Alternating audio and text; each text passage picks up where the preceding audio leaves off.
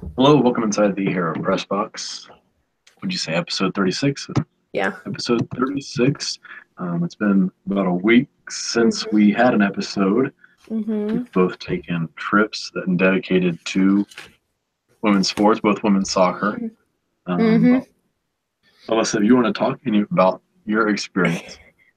Yeah. Well, first off, BC Place is incredible, and it was just cool to be at a place that was part of the Vancouver Olympics, and then, of course, a part of the U.S. women's team winning the World Cup, and to be as close as we were was pretty awesome. As far as our performance, I don't really know how to put it nicely, besides pretty much terrible.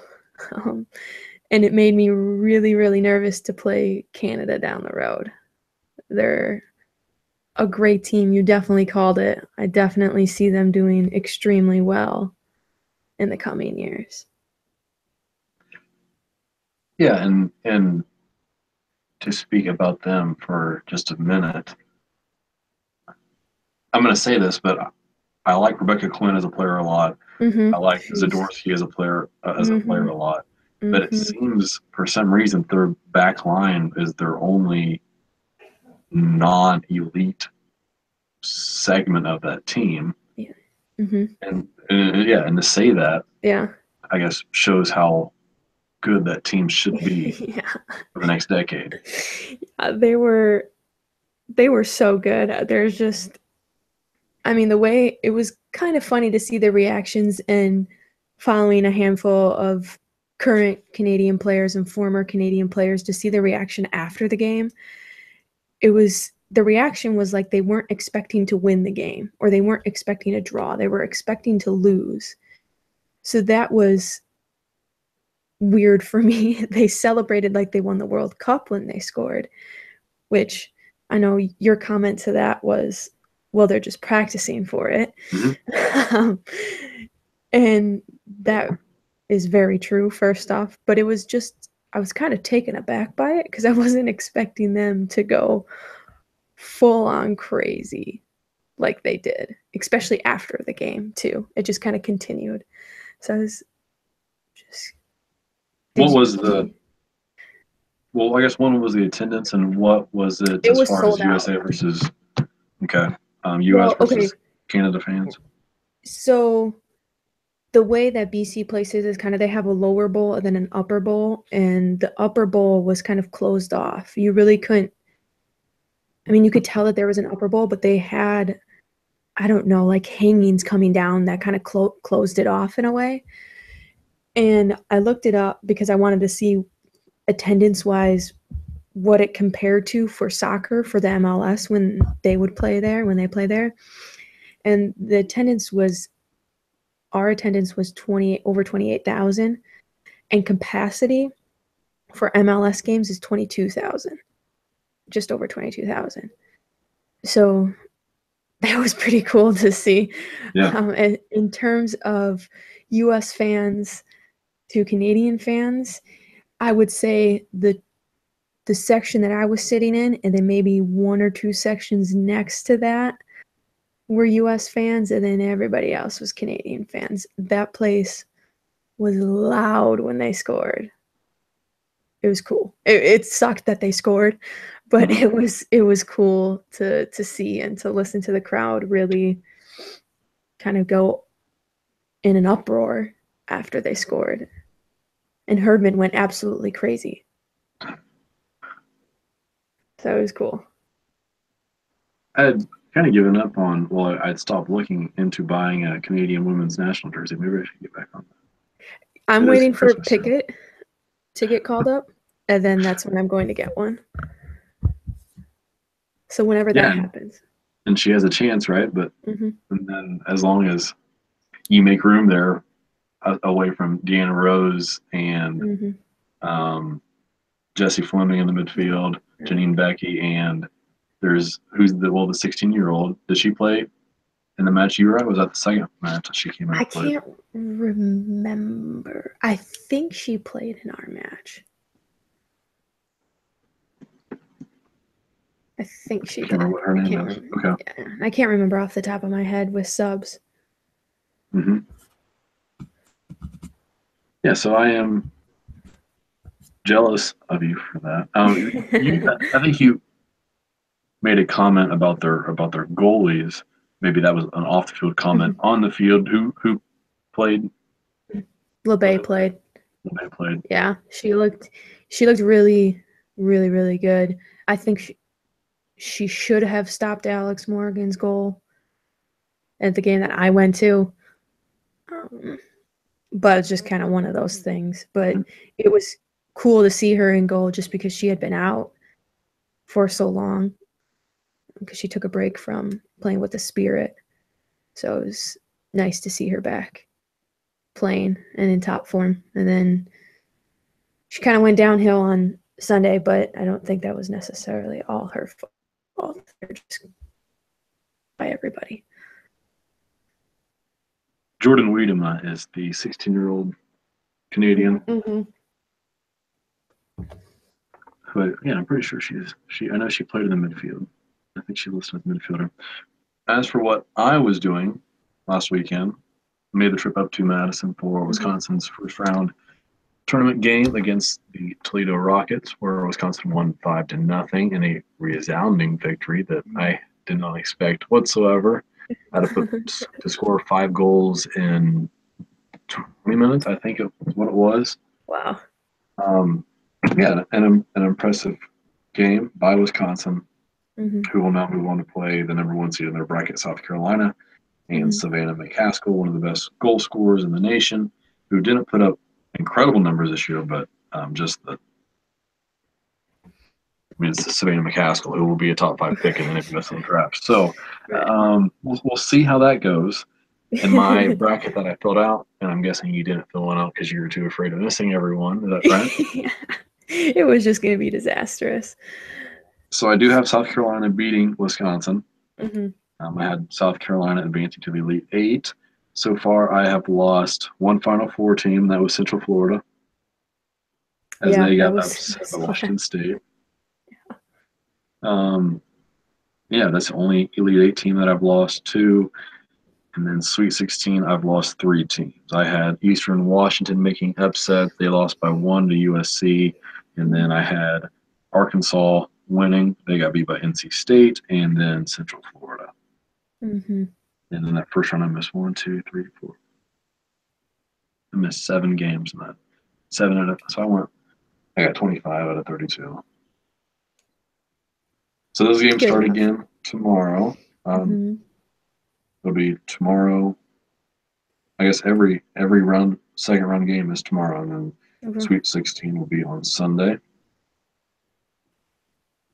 And you didn't get a chance. You didn't get to watch Wisconsin, then, did you? No, I was not able to. I was expecting to get goal updates from you, but Hands were freezing. to be expected at a game in Madison, Wisconsin in November. 19-degree wind chill. I saw Chris Henderson was in Columbus where he had 26-degree wind chill, I think is what he said that he had. That upset I did pick. I like to make note of that All right. Vanderbilt beat Ohio State. Mm-hmm. Yeah, and then just to let you know what I have else in this bracket. Yeah. As far as Final Four, Stanford, I have them. I have that chalk. I have Duke chalk, and I have North Carolina chalk. So UCF was the only non-1 seed that I had in the Final Four. They were the 2. So I have Stanford over Duke in the national championship. And at the beginning of the year, I had Stanford versus Florida State, and Yes. that is now a potential Sweet 16 matchup as Florida State plays Arizona tomorrow, and the winner of that game will play the winner of Stanford and Auburn. So you're close. Yeah, I mean, I'm not terribly disappointed yet. Yeah. Yet. That'll probably all change. Hopefully that changes tomorrow in the Wisconsin bracket, but Any predictions for for Wisconsin, yeah. I think Wisconsin loses. Yeah, but I'm saying by how much score. That's my only prediction. I don't know. I don't know if we score against them. I mean, having scoring 5 against Toledo, I didn't expect that. I expected 1 or 2 goals, Yeah. and to get 5, that's We I don't know, outscored but I ourselves guess in the first game. yeah, right. But then again, I guess it could be a kickstart into an offensive, productive Yeah. Let's hope. few games, and that's what we need. Yeah. So, something I wanted you to do Hmm. reluctantly on your part. So the Ryan Russillo show, what they him and one of he has what like 5 guys come on Yeah. and do co-host, Yeah. and what they do is they have a sort of college football playoff eliminator, and they Hmm. drafted 4 teams at the beginning of the year, and each week they revisit and drop one, pick up one, and drop however many of those 4 they want to pick up the Okay. teams. So I propose that we do something similar in that manner Okay. for women's basketball. We will draft 4 teams. These 4 teams are the ones that Yeah. we think are going to get to the Final Four. And for now, let's say each month we can come back, revisit, drop Okay. if we want to, Hmm. pick up the other teams that we think are on the rise, buy their stocks, and see which one of us. We'll have to cut it off. We'll have to cut it off at some point. I guess we'll probably cut it off at the end of the tournament, but we'll Right. see. We'll Right. see how. Yeah, because then we'll have the bracket to Yeah. further that. So I'm giving you first pick for That is reasons so kind. undisclosed to the public, other than the fact that you haven't been you're not as in detail as me, right? Yes. You know the teams, not the players. So that which is fine because you're picking the program, right? Then as long as do you Yeah. have Green Bay on your list So they're on my the long list of teams. on the long Yeah. list? The short list we'll see what happens in this draft. Okay, so are we going snake where you pick 1, I pick 2, 3? Yeah. Okay, go ahead. So it would be dumb of me not to pick UConn. So I'm picking UConn.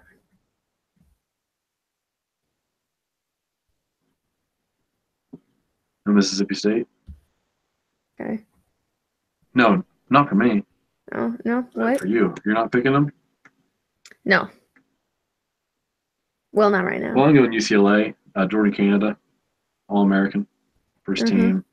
Monique Uh-huh. Billings. So UConn, UCLA. Then I am selecting. Okay, this is tough because there's one team that I'm afraid you might have on your list, and there's another team who I really want, and I think she won Freshman of the Year last year. I'm 100% sure. Mm-hmm. But I can't find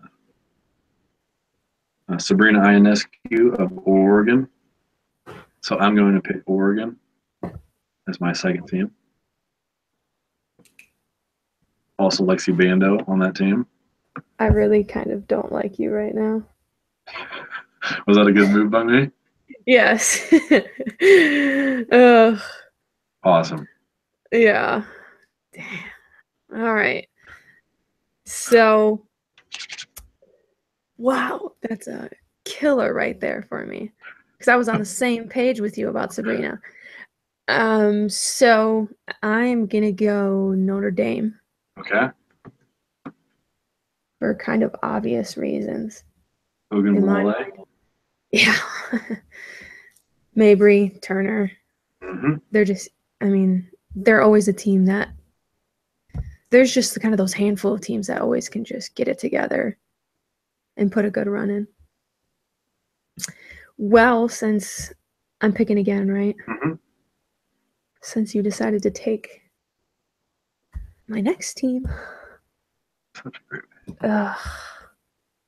I will go with Stanford. Okay, awesome. So I get all my teams. My team. My final 2 are so Yeah, so even on the screen, I have this team as my number 2 team. I had Mhm. Oregon as my number 3 team. So great strategy played on my part. Very proud of Mhm. myself. Number Mhm. 3 pick, which is actually my number 2, getting them Mhm. both, win a championship, go Ohio State, Kelsey Mitchell's of Columbus. And final pick, I mean, I'm not going to say no to Lexi Brown, so Duke, even though I don't have high hopes, I just think they Yeah. can. That's all that I'm choosing right now. That's all that really matters at the end of the day, right? That they can. Who can't? Okay, Yeah. your last pick. Baylor. Man, you're going to be easy to cheer against. Thanks for doing that. No problem. I don't like them, but I think they have a pretty darn good chance. And Beth Mowins, right? Say that again? Not Beth Mowins. What's her last name? Their coach? Mulkey. Yeah, that's right. Great coach. Oh, love her. Don't Mm-hmm. hate the college. Mm-hmm. I'm with you there. I did So, go through. Go uh-huh. ahead. No, it was just interesting that none of us picked the defending Mississippi. champs Yeah. and Mississippi State. Yep. South Carolina, Mississippi State Mm-hmm. are not there. I Mm-hmm. did have South Carolina on the board. I figured that Mm-hmm. would be the team that you picked, Mm-hmm. so I kind of just forgot about them. And also, in complete arrogance, I had to pick my favorite players and teams. So Green Bay was on your long list. Who else was on there? So Green Bay was on my long list. Oregon, South Carolina, Texas, OSU, and FSU. And then the teams that I picked. On Sunday, while I was up in Madison, I did get to go to the girls' game Mm-hmm. and watch them beat Charlotte. Mm-hmm. They did just get beat by Green Bay. Mm-hmm. Yeah, So what's up with that? Are you switching bandwagons now or what? I've followed Badgers for how long now? You think I understand how this goes. That tweet yesterday was just a ploy, and it got me a There's, follow, and it got me a follow back. So I'm happy with it. wow. I mean, you just got to play the system, don't you? So now, well, now you better start paying attention. This can't just be one game and done. I always pay attention. Uh-huh. Uh-huh. I did go through the Big Ten teams.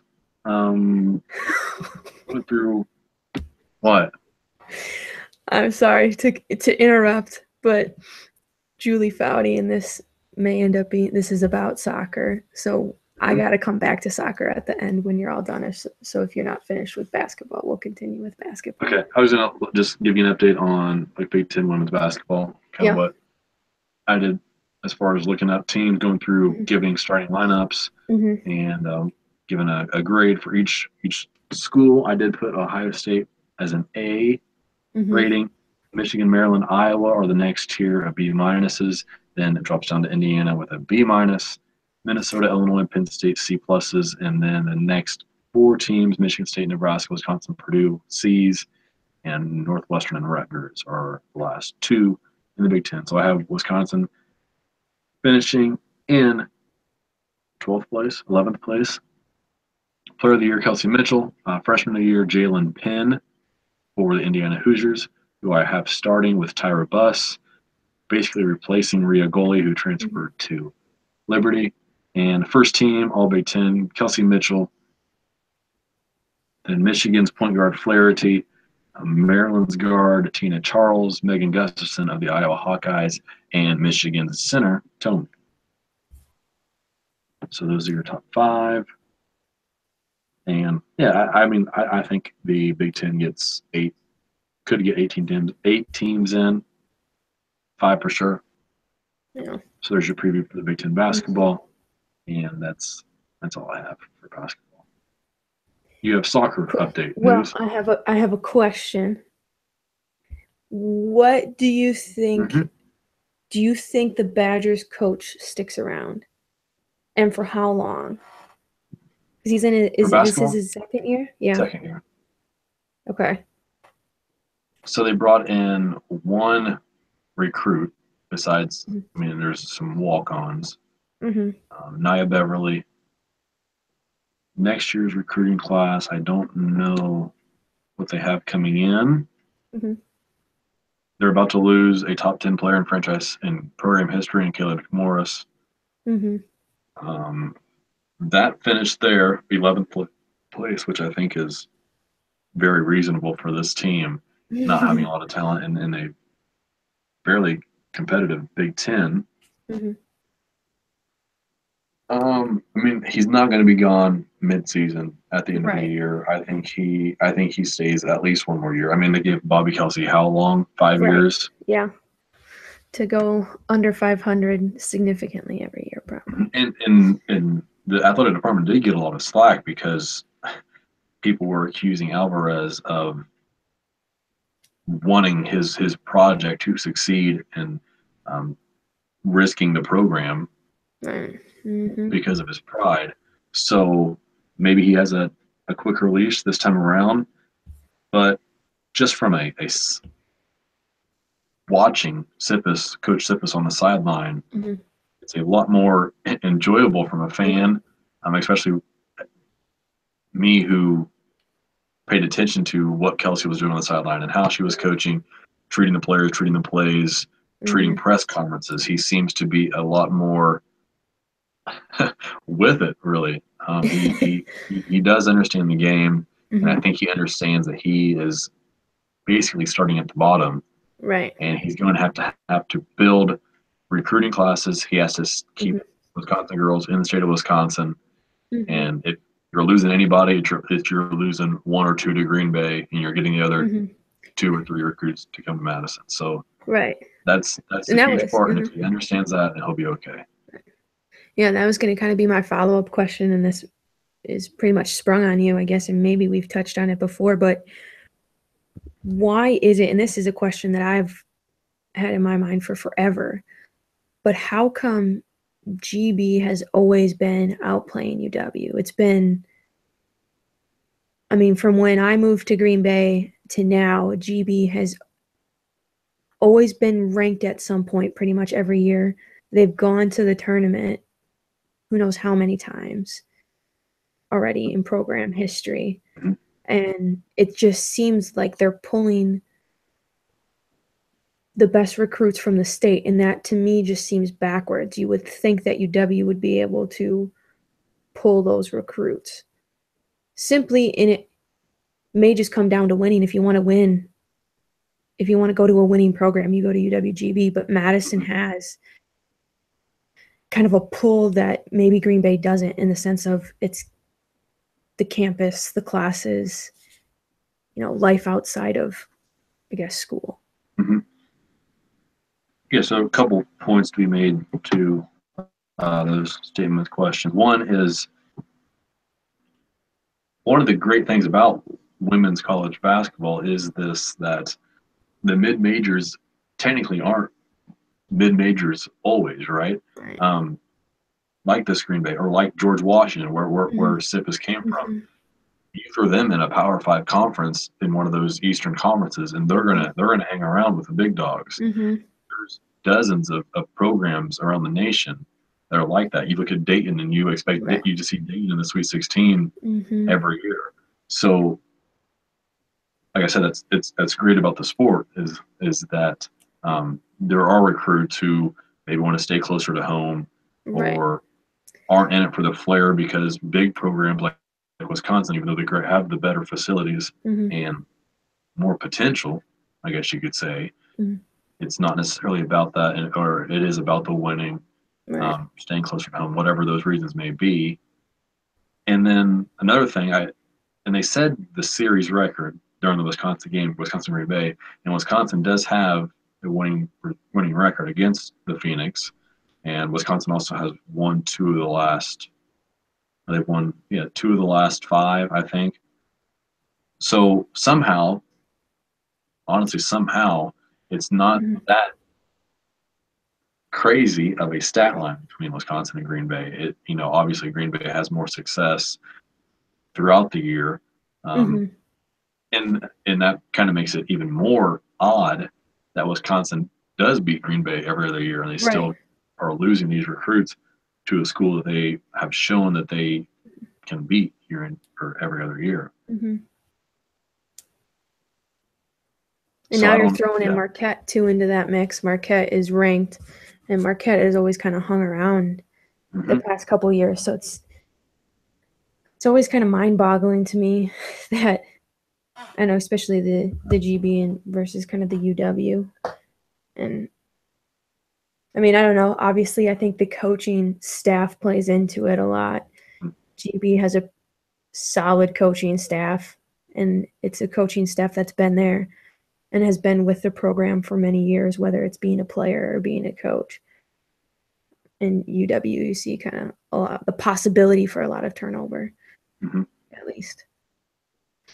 yeah, and I think the first class, and hopefully this is the next couple years, the first class where Madison's bringing in three in-state girls. Mm-hmm. Honestly, if there are 3 stars, that's still Right. more than what they've had in the past. So, Right. um, yeah, if Coach Sibbs can just establish himself as a Wisconsin guy, a Wisconsin recruiter, which Bobby Yep. Kelsey never could, Right. then that's step number one, and I'm Mm-hmm. happy with where the program's headed. Mm-hmm. Mm-hmm. You had something from Julie Fowley. Yeah. So kind of switching to soccer. Mm-hmm. So she was responding to kind of the Russia and being against the global sports anti-doping code, and she had made the comment, except for, of course, a World Cup. Someone had commented back to her and said, Julie, didn't you hear the US is hosting the World Cup next year? Italy, Chile, Netherlands. It's going to be great. And she is calling it the He Believes Cup, which for some reason is just making me laugh uncontrollably. That's awesome. uh, So in that, well, uh go ahead. No, go ahead. Floor is yours. I was just going to talk about the W League. Okay. So I didn't. I wanted to bring this up, and you Hmm. saying that, and you mentioning that, um, kind of opens the door for me to talk about this, and I'm talking about this obviously in a way from the female sports world's perspective Hmm. because it does have a huge impact on it, in my opinion. Yeah. Hmm. And Hmm. this is in regards to the men's NIT of soccer, which I know nothing about. I didn't research. I don't want to pay attention Hmm. to. I saw it was a topic Hmm. on around the horn on Hmm. ESPN, Hmm. and so I just kind of laughed as I walked through the house and saw it on the Hmm. TV. From my understanding, it is this tournament that will be played in the U.S. That's for the U.S. and for other teams who did not qualify for the World Cup. And in my mind, what this is doing is going to bring in great attendance. They're going to fill stadiums. Hmm. They're going to bring in Hmm. other countries. Obviously there's going to be a couple other countries who are very Hmm. well known, have well known players, have star players around the world. They're going to bring those teams in that didn't make the World Cup, sell out stadiums for however many games, however many Hmm. matches, and probably be a primetime ESPN 7 o'clock at night on a Friday night. They'll receive that time slot, and the only thing that this is going to do is hamper the women's game in their search for equality of pay, of respect, of notoriety. So obviously, I hate the move. I think it's Hmm. dumb. I think it's Hmm. childish. I think Hmm. it's very, very participation trophy-ish. Hmm. I agree with you. And we've talked on here before, and you Hmm. definitely have, and you've talked about it however many times off air Hmm. about this respect and ownership that the male players have had for the women players, and Hmm. their push for this just exemplifies that and makes Hmm. it 100 times worse.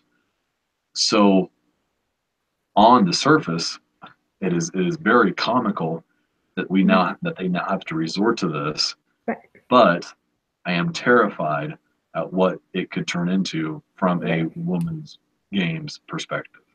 Right. I totally agree with you. I think the fact that I'm laughing so much at it, because I was actually on my flight and was able to watch around the horn on my flight. And so that's why I said World Cup NIT, because that's where it came from. Right. And the fact that I laughed at that and that I'm laughing at the Julie Foudy tweet just kind of shows to me how stupid it is, to be quite honest. Just because, oh, you didn't qualify for a World Cup. Here's a slice of happiness, hopefully for you, that we're going to host this tournament because you didn't make the World Cup. Mm-hmm. Again, that speaks to what you just said. It's kind of ridiculous in my mind. Hopefully, I hope it doesn't happen because I really just don't want to have to hear about the U.S. men's soccer team. I really just would rather, once they start saying things that's going to back the women's team, then I can come back to maybe supporting them.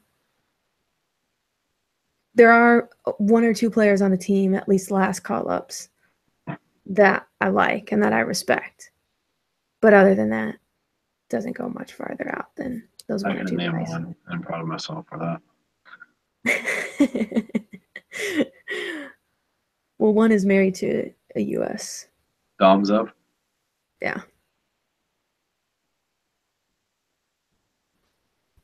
So you want to talk So about we'll the W League? Mm-hmm. So to start off with, I purchased that membership for $5 a month. I watched the first game because I was on 2 hours behind, so it was actually at a decent time of 9:30 p.m. for me. Mm-hmm. Didn't have the greatest Wi-Fi connection because I ended up being kind of in the middle of nowhere in the state of Washington. But once I turned my phone onto a hotspot, it was smooth as can be. Wasn't any lagging, was a clear picture. I could go back if I missed a goal or if I wanted to see another play, I could physically go back. So it's kind of like YouTube. Uh-huh. So I can go back while it's live. I can watch past games as well. So far through one game, 1,000 times better than Go 90. And I can cancel the membership at any time. What was it called again? Something sketch, right? Yeah, Oz.com, OZ.com. This is a pitch. Are you making a pitch for Oz.com? I'm not particularly making a pitch for it. Mm-hmm. It's more or less a pitch against Go 90. So if YouTube wants to step in at any time, they can. Anything but Go 90. But it's been really great play, I think, throughout the whole W League. The round 3, which was last weekend, we had City versus Newcastle. City took the win 5-2. Fishlock had 2 goals, Crummer had 2 goals, and then a goal by Simon. And Katie Stengel had 2 goals for Newcastle. That was, I do believe, the highest attended game. That was also a doubleheader with City and the men's team. So the women's team played first, and then the men's team played after. That seems to be a common thing in the W League I've been seeing. I think this is the second time that City has done this. And I do believe someone else is doing it this weekend as well with their men's team. I don't remember who it is, though. So hopefully that helps in a little bit. I haven't looked up attendance for the men's games at all, just to see the difference, to see if they're well attended or not. Then we had Canberra United versus Sydney FC. Canberra took it 3-2. Goals by Heyman and Presley. Attendance was pretty well attended as far as their averages go. Then we had Western Sydney versus Brisbane Roar. Brisbane Roar took it 1-0. Lone goal was by Carson Pickett. Then we had Adelaide versus Perth Glory. Adelaide won 3-1. Hat trick for Doniak. And the lone goal for Perth Glory came from Emma Checker. News out of Perth Glory. Sam Kerr was out last week. She'll be out this week as well with a quad injury. And then Nikki Stanton is out 5 weeks. I do believe I mentioned that she had broken her arm. I think, was that 2 weeks ago now? So looks like she'll be out for 7 weeks in total. I know that she had surgery on it a couple days ago, within the past week. So kind of a shakeup of things with Adelaide beating Perth Glory 3-1. I thought Perth Glory started out strong, but they are missing Sam Kerr, which I do believe is going to be part of that. They're at least struggled last game. So there's 4 teams at the top: Perth Glory, City, Newcastle, and Brisbane Roar. Sydney FC is at the bottom with 0 points. At the top of the table? Yeah, it's 4 teams. Perth Glory stands up top with the goal differential. And then it's City, Newcastle, and Brisbane Roar. So Melbourne City has turned it around, so I haven't fully jinxed them yet. It's not the end of the season. We're only 3 rounds in. A lot more rounds to go, but so far. And you weren't even phased when I called it a table. No, I wasn't. I've adapted the language now. I've learned it. So before we end, we should at least make note of the fact that the NWSL is more than likely headed to Utah. Has that been confirmed? That has been, as far as I know, it's been confirmed. What hasn't been confirmed is if it's FC Casey that's kind of moving there, or if it's going to be a whole new team. Okay. The assumptions made by Chris Henderson are FC Casey is on the move. Okay. Yeah, that is, from what I have been reading, everything has said that they aren't sure yet, but it's something. When I first heard it, I was kind of like, really? But then I don't know if you read that article that I sent you, but then that pretty much solidified to me that it was going to be a great move. It's a team of owners and a team of managers that I think are fully on board. They said that they want to not only create a great soccer team for women, but they want to create a great organization and build it up to be something great and provide the level that essentially they deserve to, whether that's playing surface, fitness rooms, locker rooms, and they all mention that to be up to the standards that they should be at. What was they that? Already have it. Mm-hmm. What was that article from? That was from, I have it somewhere on here. Like Desert News or something like that. Okay. Deseret News. Yeah. Okay. Deseret News under sports. Both the owner and the general manager were talking about daughters and granddaughters being excited and then essentially them creating this team for them and seeing it in their eyes that, hey, they're going to be able to watch this professional team play in their city. Uh-huh. And it was kind of cool. The general manager had said, him and his daughter were talking. I think he had a 7-year-old daughter, and she was kind of asking why he wasn't around. And it's like, because I want to bring a women's soccer team to this city. And that's what we just did. So that was cool. Yeah. And we'll let that, since once we're running out of time, but two, we can also let that story develop before we say our opinions to it and make any suggestions or share our thoughts on that move to Salt Lake City. Is there anything else you had to want to wrap up with, talk about? I know that they have a name and what do you want to call it? I guess mascot or jerseys. Everything is already picked out. They just haven't released it yet. Okay, I did see that report, yeah. So we'll see. We'll have to give them a grade. Yeah. And maybe we can do that Sunday, as I should be available Sunday evening. So if nothing else changes, we will be back on our live channel of YouTube on Sunday night, talking women's sports. But for now, thanks for stopping by the Hero Press Box.